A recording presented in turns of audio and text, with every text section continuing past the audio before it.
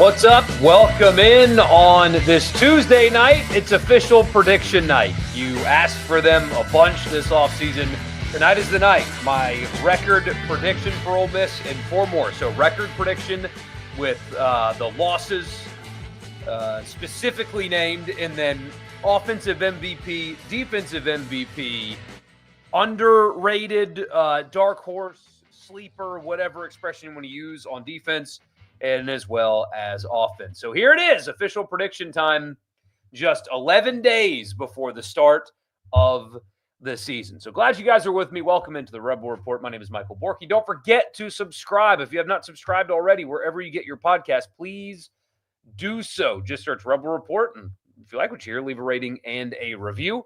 And also, right here on YouTube, leave a comment, like, subscribe, all that good stuff. Let me turn my microphone a little bit this way. Maybe that'll help some. Don't forget to leave a like, comment, all that good stuff, again, right here on YouTube. And before we get into it, I want to tell you the podcast is brought to you in part by Toyota of Brookhaven. Exit 40 in Brookhaven. Check them out online at toyotaofbrookhaven.com. If you're in the area, by the way, you need your car serviced. They have one of the highest rated service departments in the state. But more importantly, they have the ability to understand, unlike some dealerships in the state, what the car buying experience is like for you. It's not always a wonderful thing. It's stressful at times. They'll take care of you like a person, because that's what they do at Toyota Brookhaven. They'll deliver actually for you. They'll also give you $1,000 off on me. Before anything else, $1,000 on me if you just tell them that I sent you. Toyota of Brookhaven, Exit 40 in Brookhaven. They will deliver for you. All right, 5 categories. Record with losses included. Offensive MVP, defensive MVP, sleeper for offense, and sleeper for defense as well. If you guys want to add any others in the chat, please feel free to do so. But tonight's the night. We're going to lock it in. I don't love it, but I didn't love either of the other alternatives. So this is just what I've got for you. Record, official prediction, 9-3 for Ole Miss this year. I think they will hit that over-under by 0.5 games. So basically every sports book has Ole Miss over-under 8.5 wins. I think they will hit the over by 0.5 and go 9-3. The losses, I think they will come via LSU, Oklahoma, and Georgia. Well, let me flip that. LSU, Georgia, and Oklahoma. Until proven otherwise, I think LSU, especially offensively, is going to give a lot of people a whole lot of issues. Now, look, they could lose to Clemson in week 1. That chronic knee issue with Nussmeier could become a thing that's really bothersome. Ole Miss's secondary could be worse than maybe we think. Which, sidebar, I have to do this, by the way. The gentleman that was in the chat last time that said something about Ole Miss's pass defense ranking last season, and I was dismissive of that immediately. I am an idiot. I am sorry that I was so dismissive. My initial thought was, oh, there's no way in hell that's true. Like, come on, there's no way. And I was just totally dismissive of what you were saying about Ole Miss's statistically yards per game defensive backfield a year ago. You were right. I was wrong. You're smart. I'm stupid. You're very good looking. I'm not attractive, I think is the quote from Happy Gilmore. I'm sorry. I blew it. Like, I just did not. My first instinct was to, like, no way in hell that defense was ranked that poorly in any category. They were absolutely in pass defense, yards per game anyway, ranked that low. Upon further review, I do think it's a little bit skewed for a handful of reasons. They played with a lead a lot last year, like in the Arkansas game, for example. Arkansas threw for like almost 400 yards in that game because basically the entire second half, you had Prevent Pete and a lot of backups and third stringers playing, especially late in that second half. So that kind of stuff skewed the numbers a little bit. They played with the lead a lot. LSU had to throw it over 50 times. Georgia threw it a bunch, et cetera, et cetera. But you are exactly right. They were better than that number indicates in the defensive backfield last year, though. But What is it? Mea culpa? That's on me. I blew it. Anyway, but I'm worried about Ole Miss's secondary against LSU's passing attack. They have a group of receivers that is elite. And although if I were an LSU fan, I'd be concerned about the offensive line and I'd be concerned about Nussmeier's chronic knee issue. LSU, until I see this Ole Miss defensive backfield produce, is one that I'm going to look at the moment as a loss. Georgia, for obvious reasons, on the road, they have not lost in that stadium since 2019. So I'm just not going to predict a win in that stadium, even though, again, Ole Miss beat them last year. Georgia doesn't lose in that building. And then I chose Oklahoma for the third loss. You could very easily switch that for South Carolina or Florida if you'd like. Playing on the road is difficult. Playing on the road after you have to play Georgia, even more difficult. And I do think that's where the record's going to lie, even if it doesn't work out exactly this way. Ole Miss, generally under Lane Kiffin's been quite good at home. I know they lost to Kentucky last year. Horrible loss. The worst loss in Lane Kiffin's tenure. And that happened in Vaught Hemingway Stadium. But you're allowed one of those over a 5-year period. They play extremely well in that stadium. And you have these toss-up games like with South Carolina and Florida, who I believe in less than LSU, in your stadium. You have Arkansas, who I think is going to be a thorn in some people's side this year, also in your stadium. So they've been very good at home. So I think they're going to protect home field. I am a big believer. I'm very bought in on Pete Golding and this defense in particular. I know they lost a lot of pieces last year, but I think in the front six, they're still going to be formidable. I still think they're going to be very good at stopping the run. There's a lot of talent there. And until Pete Golding proves me otherwise, I'm going to expect some consistency out of that defense. And also the weapons offensively. Talked a lot about the offensive line in Lane Kiffin's press conference this week. He didn't seem real thrilled about the current state of said offensive line from a health perspective anyway. So that's possibly an issue. Not possibly. There's a chance that that's a blossoming issue. But I believe in the weapons. I think the running back room, more on that in a second, is one that you're fine to buy into. This group of wide receivers, I think, is the best that they've had under Lane Kiffin. And even without Has for however long he'll be out, Daquan Wright, more on him in a second, and Bruckler at tight end, with Odom now moving over, is a pretty formidable tight end room as well. I love the weapons that they have offensively. So that is why I'm going over on the win total. Very good at home. A lot of toss-up games at home. 9 games in the state of Mississippi also helps. Believe in Pete Golding and their consistency on that side of the ball. And I think they have a ton of weapons, even with the young quarterback offensively, that can really give people a hard time. So 9-3 official record prediction there. Offensive MVP. Now, you guys might think I'm being a little goofy here, but to me, MVP stands for most valuable player, not best player, but the player that brings the most value to what the offense is trying to do. The best players on the Ole Miss offense are going to be at wide receiver, I think. And take your pick between Lee and Wallace and Stribling. They are quite good at wide receiver. But let's pretend for a second that DeJon Stribling doesn't live up to expectations. You still have 2 more that are on the field. You know what I mean? There's just so much depth at wide receiver. One of them not being great does not have a catastrophic issue in the same way that I think the running back will. You could also just pick an offensive lineman if you like, but I'm going skill position for offensive MVP. And I'm going Kewan Lacey Kewan Lacey. Because he's RB1, apparently, taking the majority of the first team reps. Maybe you get some kind of 3-headed deal with even carry distributions like you got back with the Ely, Connor, and Parrish days. But I'm going with Lacey since he apparently is going to be the starter, and they need better production at the running back position. Offensive line was an issue a year ago, and Henry Parrish was fine. Like, I think if he never gets hurt, they probably make the playoff. Like, he was having a good year, but him being an every down back did not fit his body type and was not what was best for the team a year ago.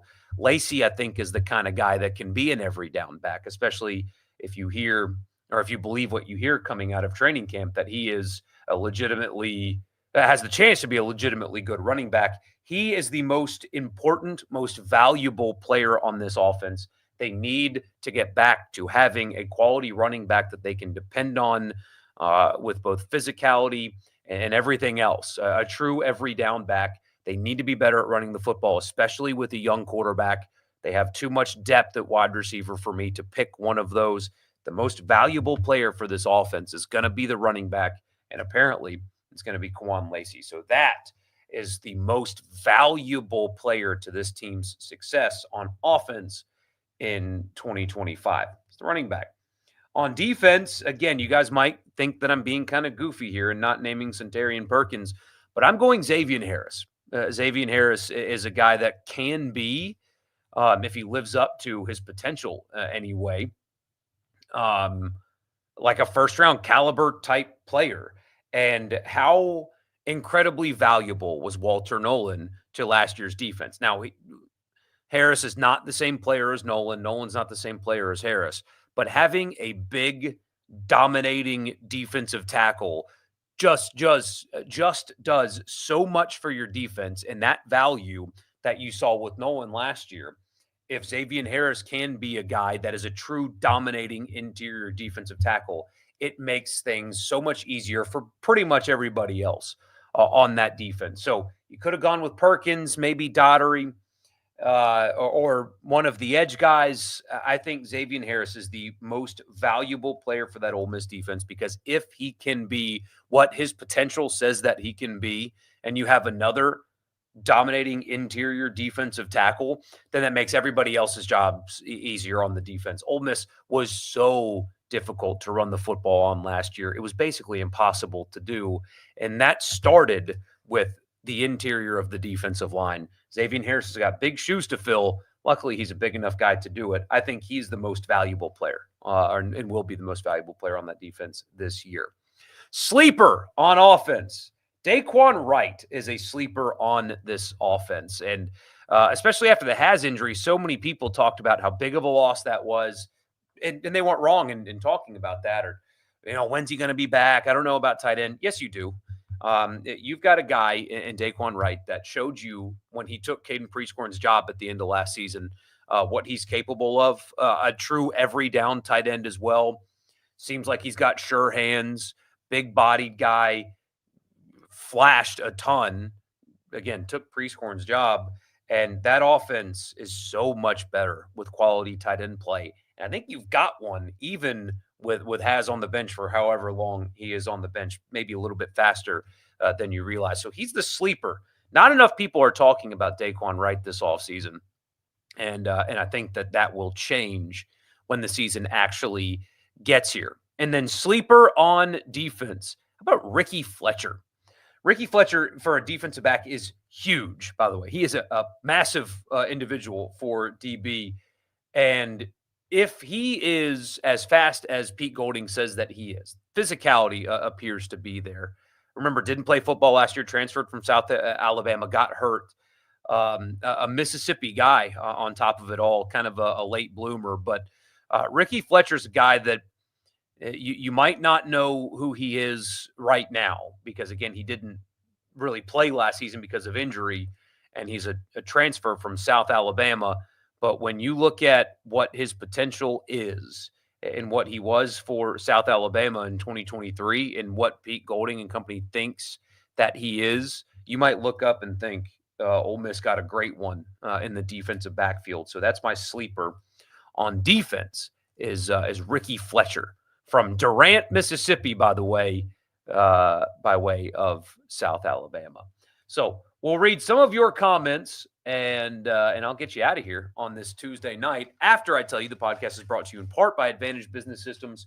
Check them out online at absms.com. Advantage Business Systems has you covered for all of your Mississippi office technology needs. Tell them that I sent you, by the way. You'll get a complimentary office technology assessment. You tell them what you need and what your budget is, and they will find a solution for you on me. It's Advantage Business Systems, absms.com. Also, Priority One Bank. Bank with me at Priority One Bank. There's a location right in my backyard. I can't talk tonight, guys. I'm distracted. I don't know what's going on.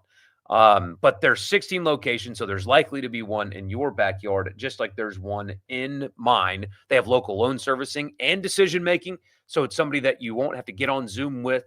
You'll sit down face to face. They'll get to know you because that's what they do at Priority One Bank. All right. Corey, you were beating this drum last year. Maybe you were not wrong, just early, 11-1 season prediction and all. But we had a trifecta of stupidity from Auburn in the last few days. Yeah, retiring Cam Newton's jersey, I think, is a just thing, a correct thing. The claiming the national championships, it's so I respect it almost because of just how ridiculous and goofy it is. But isn't Auburn doing this just an example of, frankly, when you look back at what college football was before even the BCS era, but before the playoff era, that we allowed random sports writers or guys with publications just name a national champion? Like, we just let that happen in college football. It took decades upon decades to have an actual playoff. Like 2004 Auburn.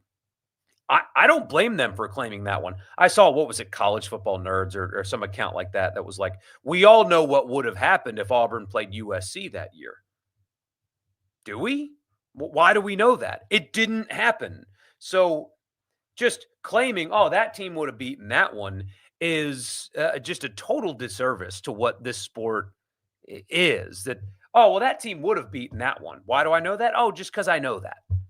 No, that's totally wrong. And so, and I can't believe that there are people that argue, people in my business that argue that we need to go back to a system that allowed an undefeated SEC champion to not be able to even participate in the opportunity to win a championship. It's a joke. And so Auburn claiming that national title is another exposure of what an issue we used to have and why people that argue that are so misguided. Oh, well, the regular season was just so important. Was it? Was the regular season important when an SEC team can win literally all of their games and still not be given the opportunity to compete for a championship? You're telling me that that is a just system? It's garbage is what that is. And I cannot believe that anybody argues for its existence, and almost kudos to Auburn for exposing how ridiculous those arguments are. But yes, also it's insane that they just are deciding to claim national championships today. But that's the absurdity of college football and that program. And yeah, I sure hope they play all three quarterbacks in week one. I hope they do that. That'd be great. Good to see you, Jerry, down on the coast. We'll be there on Thursday, but I don't think that maybe you can. I don't know. We'll be in Perkinston. Hayden and I will be, I believe, in the basketball arena at Mississippi Gulf Coast. So I don't know if that's like you could come up and say hello, because when we were in Oxford 2 weeks ago, our Tuesday show there was not like a public thing, but Wednesday was. I don't know what it's going to be like on Thursday yet. I don't want to tell you not to come. But if you do, you might not be able to get in. I don't know yet. Giving Auburn and Hugh Freeze the offseason Twitter award. It's been amazing to watch. Say 8-4, LSU, Georgia, Oklahoma, and Florida. Hear you. Stuck with it the whole offseason, saying 9-3 with losses to LSU, Georgia, and Oklahoma. Great minds. They win 4 in a row to end it and get some fringe playoff talk like South Carolina last year. Curtis, Rebel One, is that you? I haven't seen you text into the radio show in a long time, Curtis. If you are the same Rebel One that texts the radio show, where have you been? Have not seen you. I think the best player on the team on defense is Centarian Perkins, so he's my MVP. Offensive MVP, not named Simmons, is going to be Dejon Stribling. Apparently, Trey Wallace has also had an outstanding camp. Ole Miss has a group of wide receivers that should really make you excited. Really make you excited. They say if you run 3 quarterbacks, you have no quarterbacks. If you go by that logic, if you have 3 play callers, do you have no play callers? Does the hiring of Dante Moncrief have a big impact on recruiting in state? I don't know how big, but it should. He'll have connections. He'll be received well. I think he'll work really hard, and he's got the story right that you don't have to leave. Speaking from his perspective, I went to Ole Miss. I became a star at Ole Miss. I went on to the NFL, had a really nice NFL career, and I'm right back here. Like you can be me.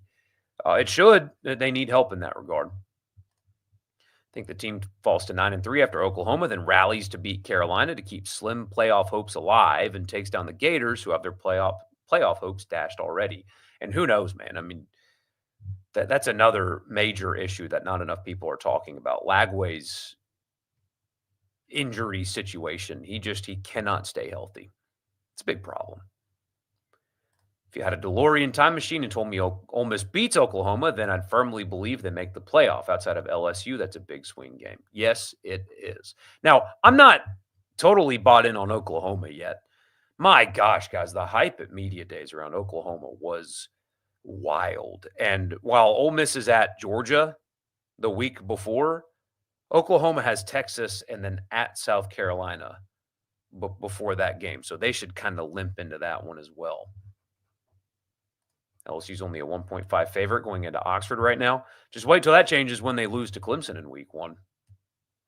Ole Miss is 25-3 at home since 2021. Yeah, man. I mean, so what are the losses? Obviously, one of them is Kentucky. One of them is Mississippi State. What's the other? I'll tell you in just a second. I should know that. Where's this link that Haydad sent me? Jay Howell, by the way. jhowell.net has a historical record of all scores. And it's amazing. Truly, like all scores, all teams, all like every season. Let's see. Alabama's the third. You guys probably corrected me in the chat, but Alabama's the third one. Kentucky, Alabama, and Mississippi State.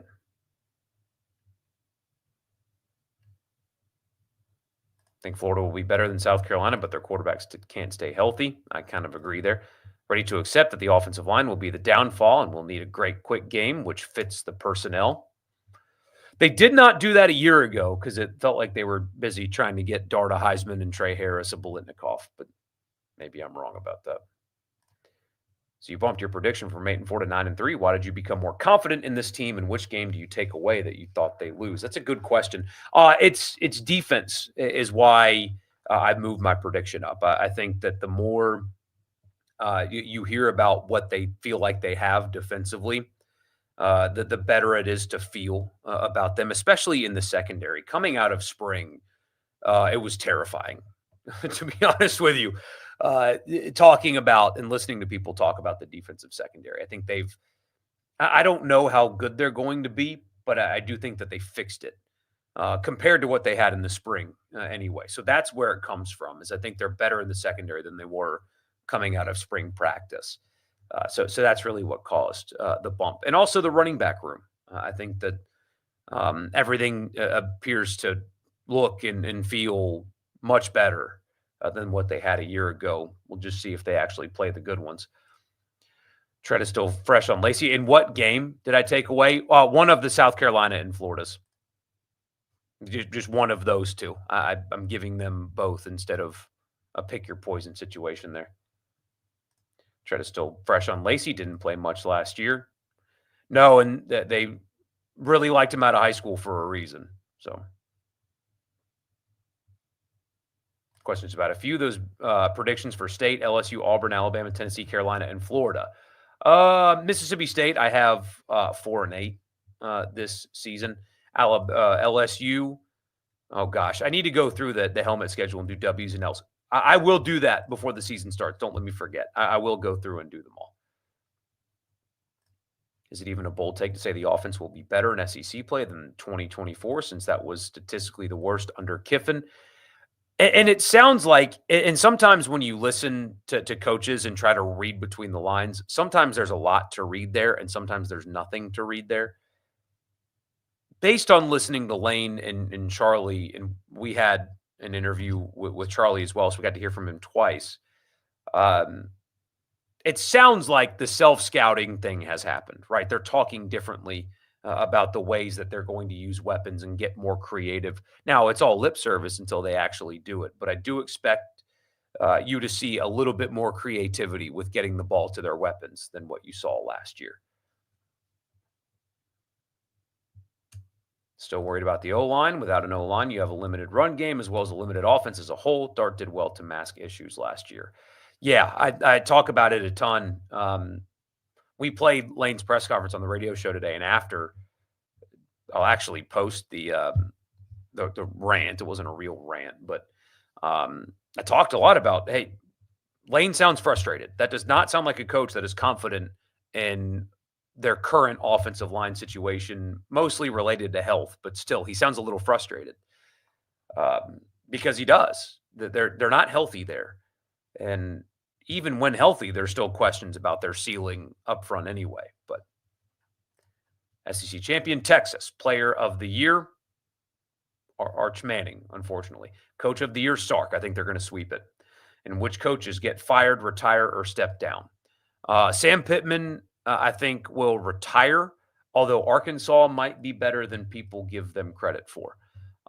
Hugh Freeze, fired. Billy Napier, fired.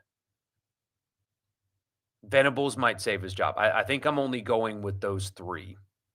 And now that, coach could up and leave, but so Pittman out for one reason or another, Freeze out, Napier out, and I think that's it. Lebby would, if I'm correct and State goes 4-8, Lebby will return for year 3. Venables in Oklahoma, I think, will be just good enough for him to see, although their schedule is brutal, just good enough to see another year there.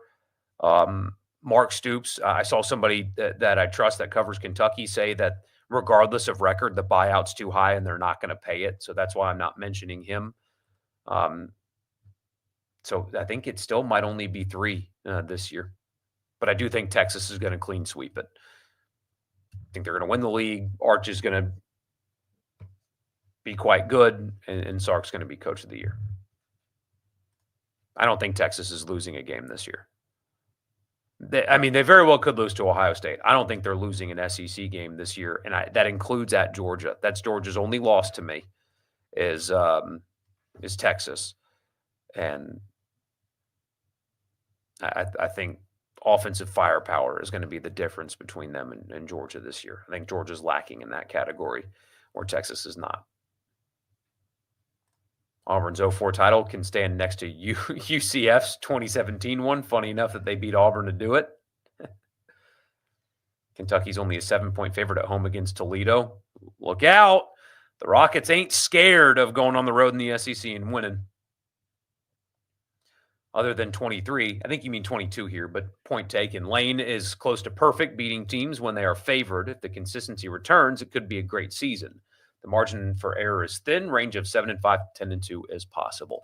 And I do think the scales are going to shift in the other direction, by the way, of them winning close games. They lost all 3 close games they played last year. 1-score games anyway. So, the scales should shift back in the other direction there. Of the SEC teams in week 1, most likely to be upset. LSU's an underdog, so they're not. It won't be an upset there, but I do think Tennessee's going to lose. LSU's going to lose. Look out for Tennessee and Syracuse. Watch out for Tennessee and Syracuse. There's a real chance that the Orange win that game. Auburn's is not a favorite anymore. They were. Are we counting out Florida State? Look, I know they sucked last year. I know they did.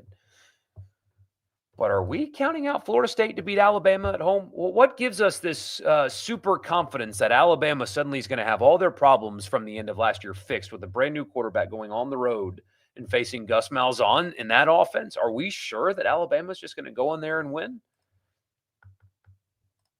How hot does Hugh's seat get if they go to Baylor and fall flat week 1? Go ahead and pour gasoline on an already existing tire fire if that's the case. Tried to kill a bug and I missed it.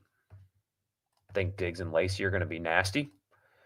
People like the combination that they've got there. The Moncrief hire feels great, but if the impact is lessened, because let's be honest, it's all about money.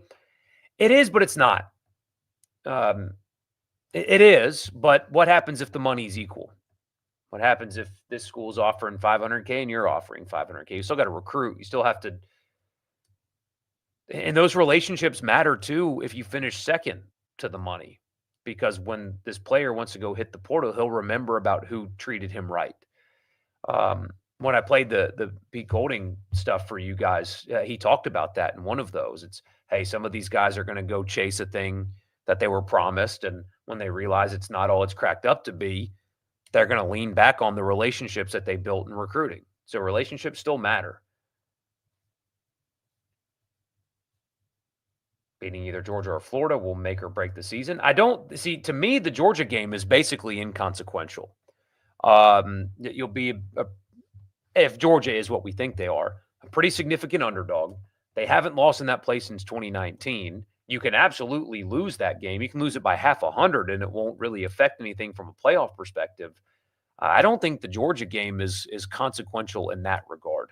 It's the toss-up games, especially at home, LSU, Florida, South Carolina, that will define the season.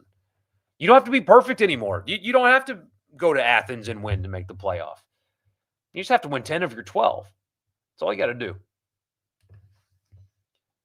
8-4 needs to be the baseline to keep the program momentum going into 2026. Agreed. Winning a bowl game to get to 9 or 10 would also do a lot of good. How many games do I think the O-line can lose for this team? 4 or 5.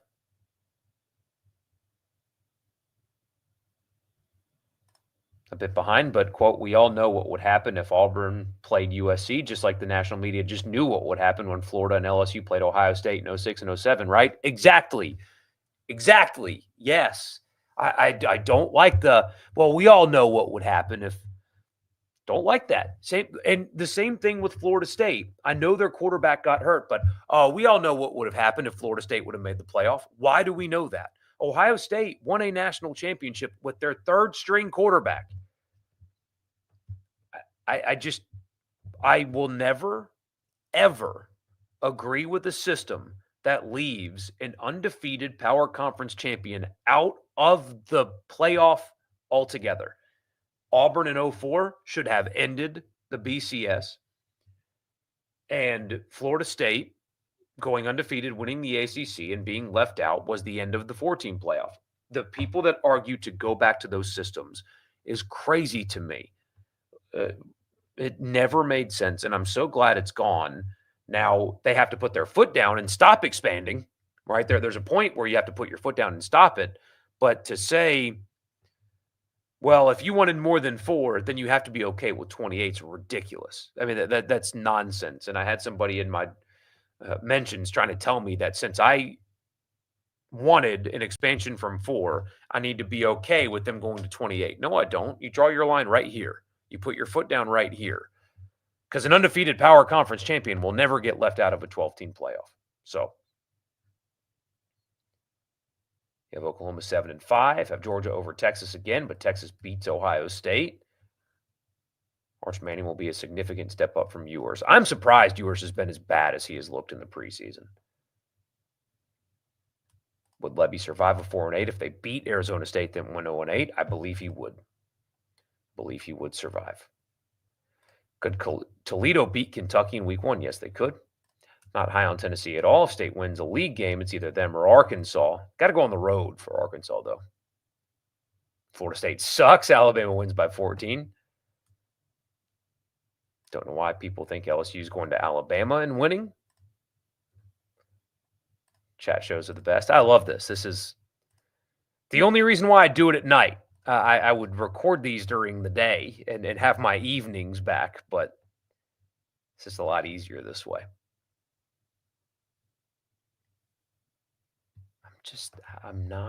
There's nothing that I saw from Alabama last year that tells me that with a brand new quarterback with barely any experience is just going to, boom, they're so much better now. I'm just not there yet. What's more likely, 8-4 or 10-2? I would say 8-4 is more likely. So I think Florida fires Napier. I do. I see the coach in Oxford in November. I do not think so. I mean, let's just play this out. They lose in Baton Rouge and Miami.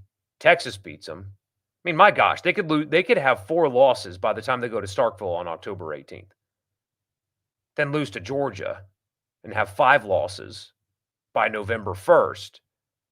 Somebody else is coaching the rest of the season. Do I buy this Ohio to the Sun Belt talk? I buy that they're trying.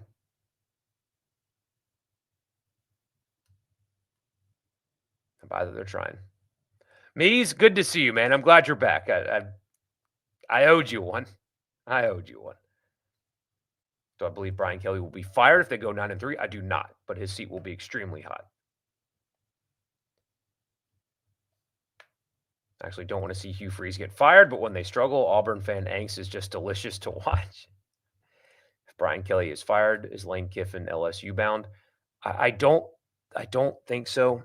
And again, I not enough people when they talk about this talk about the like even Haydad was like, well, I mean, the kids moved with him to Oxford; they can move anywhere. No, that's not really how that went down with the Auburn situation. I mean, that was. I mean, he said it himself. I don't like talking about people's personal lives. It is none of my business. But when they talk about it, then it's fair game, right?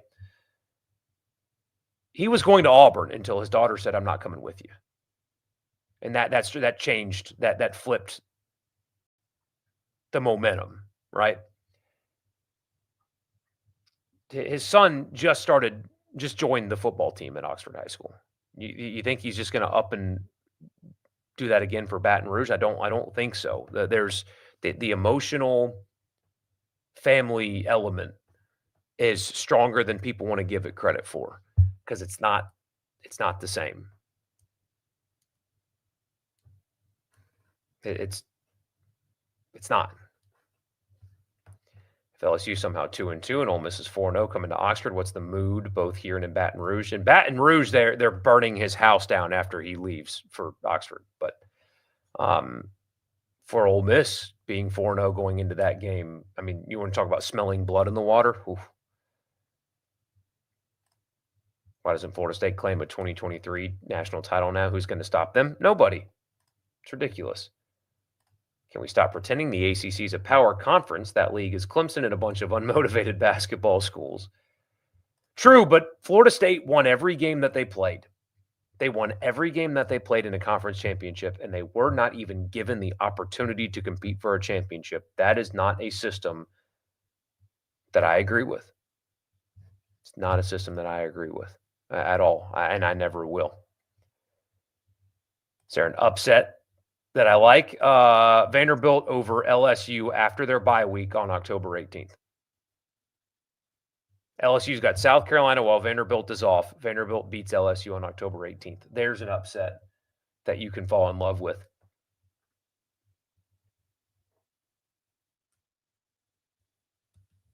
Leave the questions up longer. I guess I need to do that, don't I?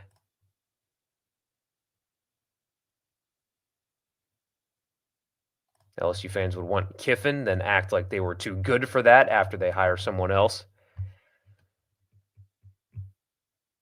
Brian Kelly's not getting fired this year anyway. I don't think. Massive buyout. They're not going to be that bad. They'll lose 3 or 4 games, but that's not bad enough to fire him, right? That makes your job toxic quickly. He'll just be on a very hot seat going into next year. They would have to crater to fire him. This time last September, Lane Kiffin was the head coach in Gainesville. He will be again soon. Yeah, I saw those Feinbaum quotes going around. Here's what I would tell you about Paul Feinbaum, guys. Ignore it. Don't engage with it. Don't react to it. I don't know why. I truly don't understand why the SEC, the conference, allows that to be their most forward-facing and vocal analyst. He's like the voice of the SEC, and he's just a troll, which it's worked for him. It's created a lucrative life for himself. I'm envious. I don't have one of those. I have just enough to get by. So joke's on me. But there's no substance whatsoever. It is not worth your time.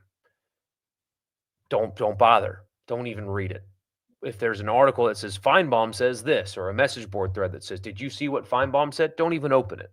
You don't want to know. It's not worth your time. It never will be worth your time. It never has been. It never will be. If Vandy beats LSU, Brian Kelly will be fired in 26, probably. Could I see Nashville getting an MLB team? I could see them getting an NBA team. Saw that the Grizzlies have concerns about safety in downtown Memphis, and if it doesn't clean up, they might not renew their lease. It's an easy drive up I-40. Isn't that what it is, 40? LSU's 2024 Ole Miss, great talent all over the field, but they will have bad offensive line play. Yeah. LSU this year is worse than Ole Miss last year. The 23 Ole Miss team was significantly better than 24 LSU.